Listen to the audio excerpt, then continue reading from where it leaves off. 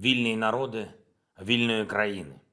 Завершилась вже 25-та доба, як російські військові поїхали на навчання, а опинились на нашій землі. Всі вони так кажуть, коли потрапляють в полон. Вже 25-та доба, як російські військові шукають і ніяк не можуть знайти придуманих ними ж нацистів, від яких вони хотіли нібито захищати наших людей. Як вони шукають і не можуть знайти українців, які зустріли б їх з квітами, хоча б в якомусь місті нашої держави, хоча б в якомусь селі. А головне, російські військові ніяк не знаходять дорогу додому, а тому наші військові допомагають їм з дорогою на суд Божий. На суд Божий, на якому вони, я впевнений, отримують тільки одне покарання, одне на всіх.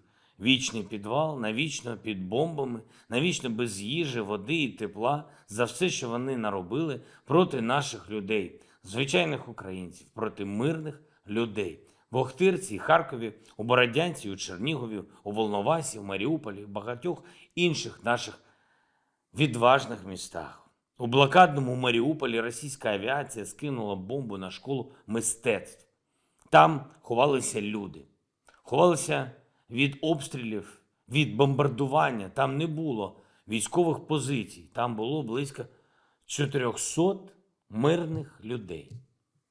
У більшості своїй жінки і діти, люди старшого віку. Вони під завалами.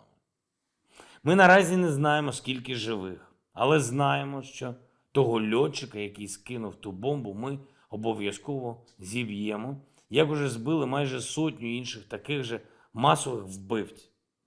Сьогодні я виступив в Кнесеті перед всіма депутатами і урядовцями, але передусім я говорив від вашого імені, від імені всіх українців, говорив з народом Ізраїля, який, я впевнений, розуміє нас як вільні люди, вільних людей. Звичайно, Ізраїль має свої інтереси, стратегію захисту своїх громадян. Ми все це розуміємо.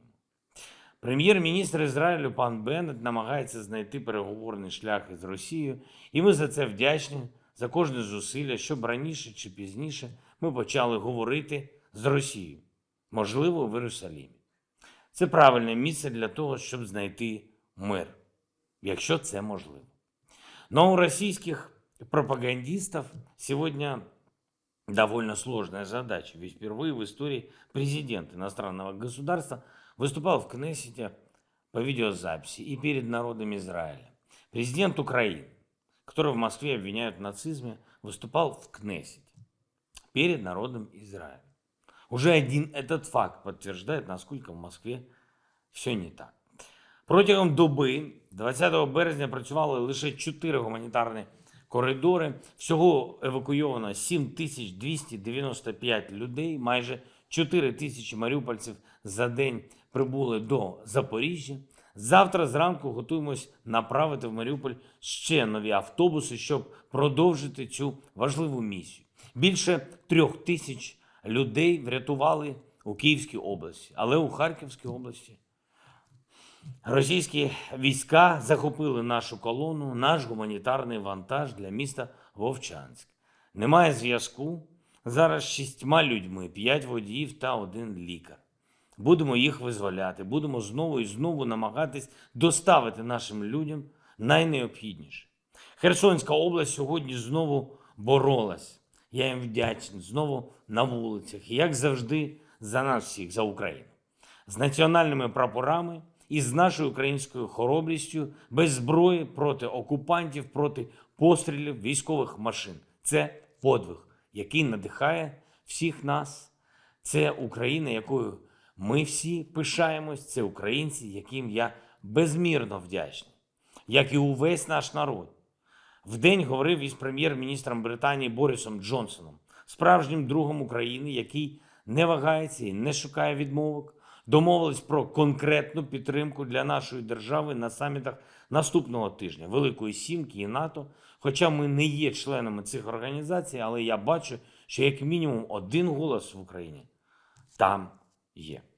Також поспілкувався з Ештоном Котчером і Мілою Куніс. зірковою парою, яка щиро вірить у нас, у нашу перемогу, у наше майбутнє. Вони допомагають українцям, вимушеним переселенцям, збираючи кошти. Вже удвох вони зібрали 35 мільйонів доларів.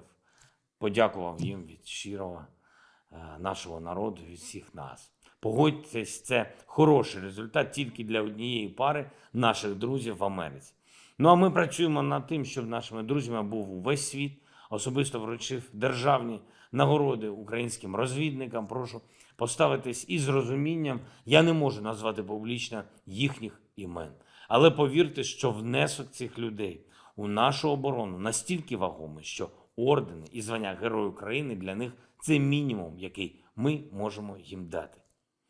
Щоб просто віддячити їм та усім нашим героям, завдяки яким ми тримаємось. І непогано. А Україна живе. Слава Україні!